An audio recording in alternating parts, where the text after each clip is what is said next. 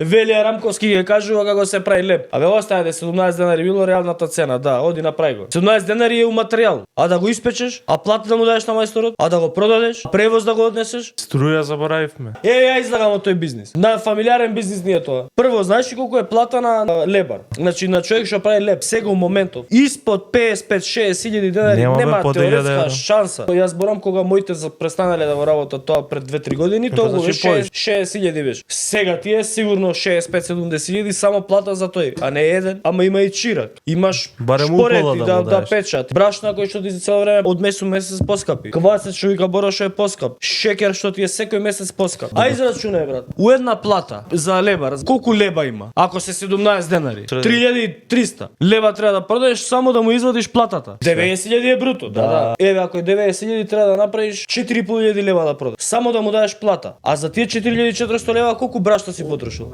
35 денари, 40 денари е реална цена за леб.